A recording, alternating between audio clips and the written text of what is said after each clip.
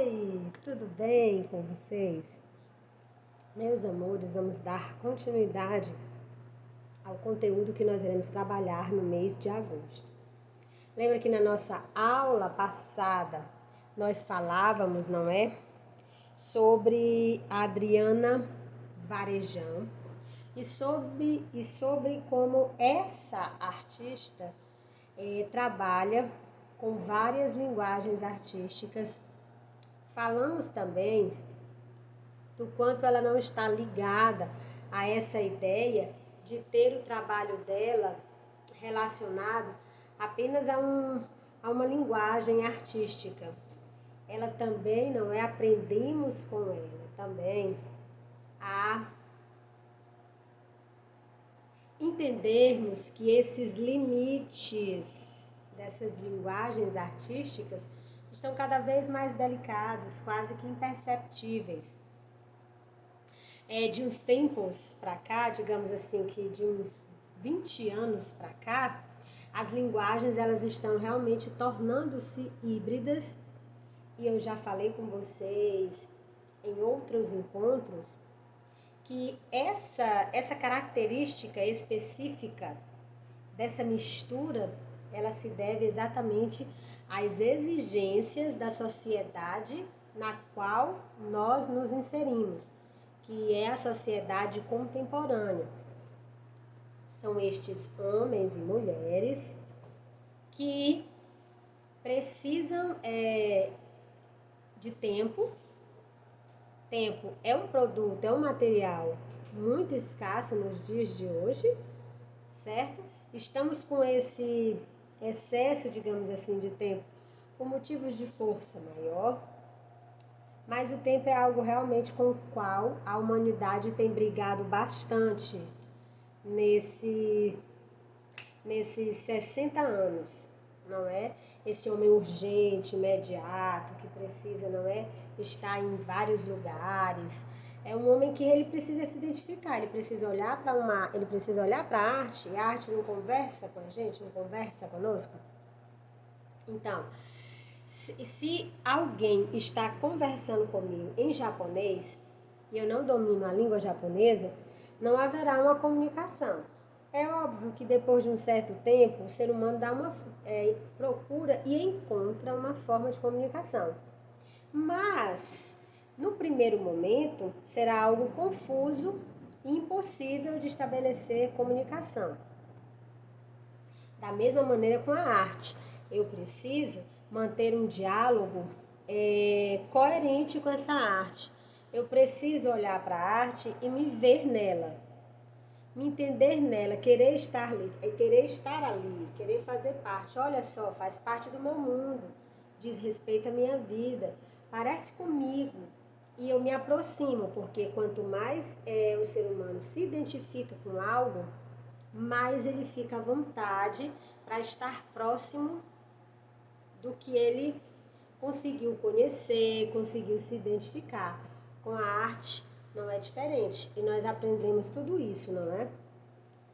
Volto a falar mais uma vez que o nosso conteúdo a ser trabalhado agora no mês de agosto é o tema de número 5, as linguagens estão se transformando, e há mesmo uma multiplicidade de linguagens artísticas, e essas múltiplas linguagens artísticas relacionando-se umas com as outras, para o homem contemporâneo, torna ao apreciar da obra de arte algo mais atrativo, mais interessante, mais envolvente, que merece que este homem, não é, dê um pouco do tempo dele para essa contemplação, para ouvir uma bela música, para assistir a um filme, para assistir uma apresentação de videoarte, para apreciar uma pintura, uma escultura, para ir ao museu, não é? Porque precisa ser algo que realmente, de fato,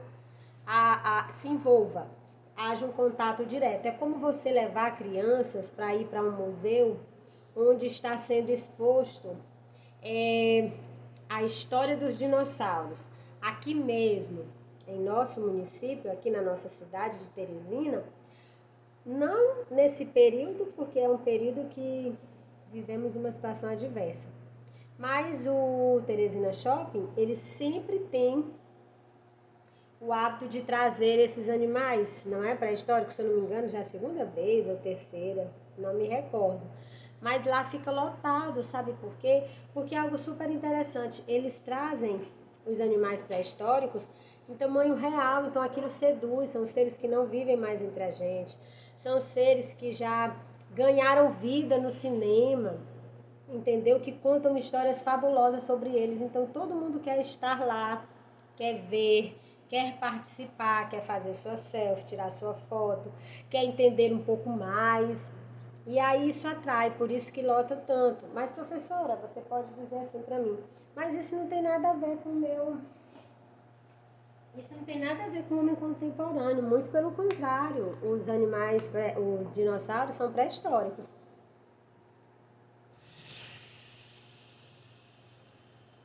Concordo. São sim pré-históricos.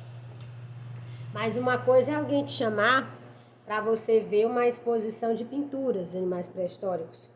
Animais pré-históricos em miniatura. É, é, um filme. Outra coisa é você sair da sua casa e você ver um animal em tamanho real.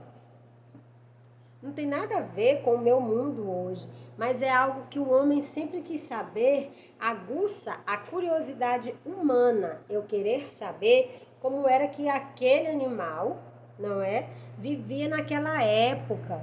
Será se o Velociraptor tinha mesmo aquelas 3 unhas e tinha uma unhazinha atrás?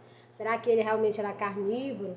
Então esses questionamentos também instigam o homem, ele quer saber também. Agora, para a nossa contemporaneidade, nós gostamos sim, queremos sim nos identificar com uma obra que nós estamos ali contemplando, observando, ouvindo. Nós queremos nos identificar sim com ela. Também nós falamos, não é, na nossa aula passada, falamos sobre Nam June Paik, ou Paik, como chamam, né? Alguns chamam Nam June Paik, Paik, mas vamos ficar com June Paik. Ele é conhecido como o pai da videoarte. E o pai da videoarte, ele teve uma sacada bem interessante lá pelos anos 70. Porque para nós falarmos de videoarte, nós temos que entender que assim que a TV surgiu, a televisão, o canal de TV, quando surge a televisão, não existe vídeo.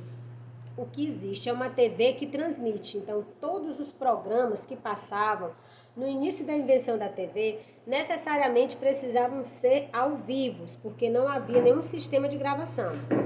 O que houve foi o surgimento da TV, mas não havia uma maneira de gravar para depois ficar reproduzindo.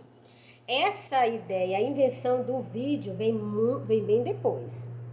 Então, no primeiro momento, era tudo gravado ao vivo. Depois, surge uma necessidade dos grandes estúdios de começarem, não é, a deixar gravados os seus programas. E aí, essa necessidade do homem, o homem começa a pesquisar, faz inúmeras pesquisas e desenvolve uma maneira de gravar. E aí surgem os famosos vídeos. Mas esses vídeos também eram muito restritos aos estúdios. Depois, com o advento aí de grandes marcas que conseguem fazer, não é? Câmeras não profissionais, câmeras que poderiam ser caseiras, compradas por todos, aí começam essas gravações. E June Paik, ele já na década de 70, ele já começa com essas gravações. E a proposta, como nós mesmos vimos aqui, não é? Com Andy Warhol, a proposta dele, a videoarte nasce com ele, porque ele pega o vídeo e tira o vídeo do usual. Ele dá uma nova roupagem para os vídeos, dá uma nova transformação, um novo sentido, vai para além daquela coisa gravada. Ele usa as ferramentas que são utilizadas para gravar, câmeras, TVs, para poder fazer os seus trabalhos, desenvolver os seus trabalhos. TVs que ficam lançando imagens distintas, como sons que se encontram, sons confusos, pessoas desenvolvendo os mais numerosos projetos que foram gravados, junta isso, mescla tudo, coloca tudo junto, para que torne-se cada vez mais atraente. Eu espero que vocês tenham entendido um pouco dessa proposta com o vídeo que eu mostrei para vocês, para que vocês possam entender o que é realmente essa videoarte, qual é essa proposta, porque realmente foi um grande divisor de águas. Quando ele começa a trabalhar daquela maneira, ele nos convida para além do usual, não é? Ele faz aquela prática que até então nós poderíamos dizer que não era assim algo incomum, mas que já estava entrando nos nossos lares. Ele fez dela inúmeros usos, para além do gravar e reproduzir. Ele usa, não é? Como ele usa o aparelho na construção de esculturas. Ele faz propostas de videoarte para além do usual, grava coisas inusitadas, não é?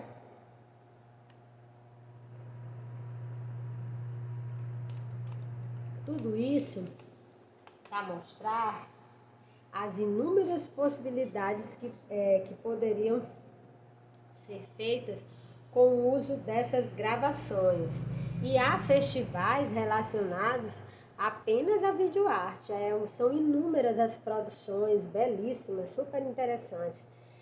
Nas minhas pesquisas eu encontrei uma apresentação de videoarte bem interessante aqui em Fortaleza, que o rapaz, ele colocou um olho gigantesco, projetou esse olho gigantesco em um paredão, e todas as pessoas que passavam em frente à obra dele, o olho ia seguindo, e ficava aquela coisa, aquele olho gigantesco seguindo todos os teus passos, como se alguém estivesse lhe observando o tempo inteiro, e aquele olho fazendo aquela performance extremamente interessante. Uma coisa bem simples, uma projeção em uma parede, um vídeo gravado sendo projetado, e com ele sendo projetado outros vídeos também, recortes de vídeos que se misturam, tudo isso extremamente interessante. Ou seja, o John Pike, ele, na proposta inicial dele, ele já disse a que ele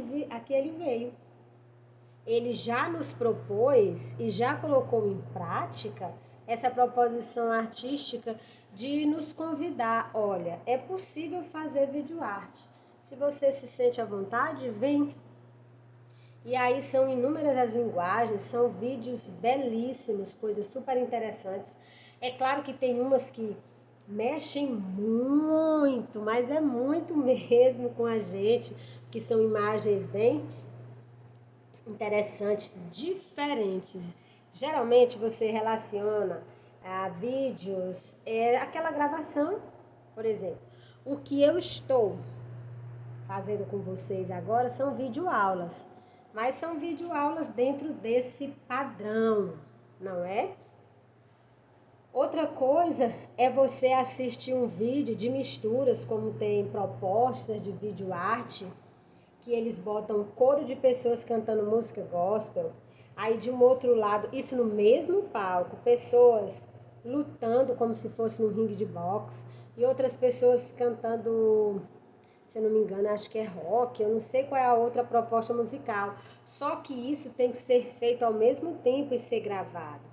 E há assim uma mistura em que o gospel não consegue terminar de concluir a letra da música, há aquela luta acontecendo corporal, o outro grupo também tentando cantar.